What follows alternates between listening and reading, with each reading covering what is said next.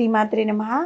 శ్రీ లలితా సహస్రనామంలో 995వ నామము సర్వానుల్లంఘ్య శాసన.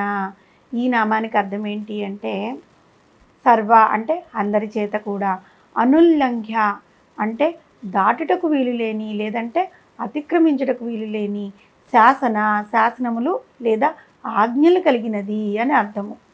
ఈ సమస్త విశ్వమునకు మహారాజ్ఞి కదా అమ్మ. ఆ తల్లి ఆజ్ఞలను అతిక్రమించి ప్రవర్తించడం ఎవరికీ సాధ్యం కాదు. అమ్మవారి యొక్క ఆజ్ఞలను అతిక్రమించడానికి త్రిమూర్తులు, సృష్టి స్థితి లయకారకులైన బ్రహ్మ విష్ణు మహేశ్వరులకే సాధ్యం కాదంటే ఇక మానవులమైన మనమెంత? ఈ విషయాన్ని తైత్తిరీయోపనిషత్తు ఏ విధంగా వివరించింది అంటే, జగన్మాత తనకు నిర్దేశించిన గాలి వీచడం అనే విధిని నెరవేర్చలేకపోతే ఎక్కడ ఆ తల్లి ఆగ్రహిస్తుందో అని వాయుదేవుడు వీస్తూ ఉంటాడు. జ్వలించే విధిని నెరవేర్చాలని అగ్నిదేవుడు, ప్రకాశించాలని ఆ తల్లి ఆజ్ఞను అనుసరించే సూర్యదేవుడు, దేవతలకు రాజైన ఇంద్రదేవుడు తమ తమ విధులను క్రమబద్ధంగా నిర్వహిస్తూ ఉంటే, ఆఖరికి మృత్యుదేవత అయిన యమధర్మరాజు కూడా జగన్మాతకు భయపడే తన విధులను సక్రమంగా నిర్వహిస్తూ ఉంటాడు. ఈ సమస్త విశ్వంలో అందరి జీవులకు వారి వారి ధర్మములను, పదార్థములకు వాటి వాటి ధర్మములను నిర్దేశించింది శ్రీమాతే. ఆ ధర్మాలను తప్పరాదని ఆదేశించి వాటిని అతిక్రమిస్తే దానికి తగిన దండన కూడా విధిస్తుంది ఆ తల్లి. జగన్మాత నిర్దేశించిన ధర్మములు, ఆజ్ఞలు అందరికీ నచ్చచ్చు, నచ్చకపోవచ్చు. ఆమె నియంత కాబట్టి ఆమె చెప్పినట్లు, ఆమె విధించిన విధంగా, ఆమె చెప్పినట్లుగా ఆజ్ఞలను నిర్వహించాలి. కానీ విశ్వ కళ్యాణమునకు మాత్రమే ఆమె నియంత స్వభావం కలిగి ఉంటుంది. ఆ విధంగా లేకపోతే లోకంలోని ప్రతివారు తమ ఇష్టానుసారం ప్రవర్తిస్తూ ఉంటే ఈ లోకం అల్లకల్లోలమైపోతుంది కదా. అందుకే ఆ పరమేశ్వరి సర్వానుల్లంఘ్య శాసన ఆ విధంగా ప్రవర్తిస్తుంది. ఈ విషయాన్నే జగద్గురువులు ఆదిశంకర్లు సౌందర్యలహరిలోని 24వ శ్లోకంలో స్పష్టంగా వివరించారు.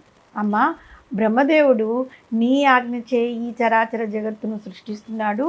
శ్రీ మహావిష్ణువు నీ ఆజ్ఞకు లోబడే ఈ సమస్త విశ్వంను సృష్టికర్తగా పోషించి రక్షిస్తున్నాడు. రుద్రుడు ప్రళయకాలంలో నీ ఆజ్ఞానుసారమే కదా సకల జగత్తులను తనలో లయం చేసుకుంటూ ఉంటే, సదాశివుడు ఈ జగత్తును తనలో బీజరూపంగా నిక్షిప్తం చేసి తిరిగి మళ్ళీ సృష్టి ప్రారంభ కాలంలో తిరిగి విడుదల చేస్తున్నాడు. ఈ కార్యాలన్నీ కూడా తన కనుసంజ్ఞంలోనే నడిపిస్తూ ఉంది. కాబట్టి అమ్మవారిని వసన్యాది వాగ్దేవతలు సర్వానుల్లంఘ్య శాసన అనే నామంతో కీర్తించారు. ఈ విషయాన్ని గీతాచార్యుడైన శ్రీకృష్ణ పరమాత్మ భగవద్గీతలోని 7వ అధ్యాయమైన జ్ఞాన విజ్ఞాన యోగంలోని 14వ శ్లోకంలో వివరించారు. నా మాయ త్రిగుణాత్మకమైనది, అలౌకికమైనది. ఇది అధిగమించుటకు సాధ్యం కానిది.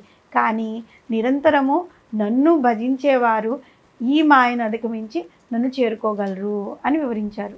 పరబ్రహ్మ స్వరూపం యొక్క అతిక్రమించలేని తత్వమును భాగవతంలోని పోతన గారు గజేంద్ర మోక్షంలో ఎంత చక్కగా వివరించారు అంటే, ఈ సమస్త విశ్వము ఎవరి వలన ఉద్భవించిందో, ఎవని యందు లీనమై ఉంటుందో, ఎవని యందు లయిస్తుందో, సర్వము తానే అయి ఉన్నవాడెవడో అట్టి పరమేశ్వరుని శరణు కోరుతున్నాను. ఇదే సర్వానుల్లంఘ్య శాసన అని కీర్తింపబడిన పరమేశ్వరి లలితాంబ యొక్క తత్వము. ఈ విధంగా తన ఆజ్ఞలను వేదవాక్యములుగా నిక్షిప్తం చేసి వాటిని అందరూ అతిక్రమించకుండా పాటించి తీరవలసిందేనని నిర్దేశించిన ఆ పరమేశ్వరి లలితాంబిక యొక్క ఆదేశమును మనం కూడా అత్యంత భక్తితో శిరసావహించి ఆ తల్లి అనుగ్రహాన్ని పొందాలి. ఈ సమస్త లోకములను సృష్టించి ఆ విశ్వమును సక్రమముగా నడిపించుటకు సమస్త దేవతాగణమును, లోకపాలకులను సృష్టించి నియమించి వారి వారి విధులను నిర్దేశించి ఆ విధులను ఎవరూ కూడా అతిక్రమించరాదని శాసించి నడుపుతున్న ఆ జగన్మాతను సర్వానుల్లంఘ్య శాసన అనే నామంతో ఆ తల్లిని మనము ప్రార్థిస్తూ ఉంటే, మనకి ఆ తల్లి కూడా మనల్ని ఆశీర్వదించి మనం నడుపుతున్న ఈ కుటుంబ వ్యవహారముల్లో కానీ వారి ద్వారా కానీ మనకి ఆ తల్లి ఒక గౌరవప్రదమైన స్థానాన్ని కల్పిస్తుంది. మనము ఆ తల్లి విధించిన ఆదేశాన్ని సక్రమంగా నడిపించినప్పుడు మాత్రమే ఆ తల్లి మనల్ని అనుసరిస్తుంది. శ్రీమాత్రే.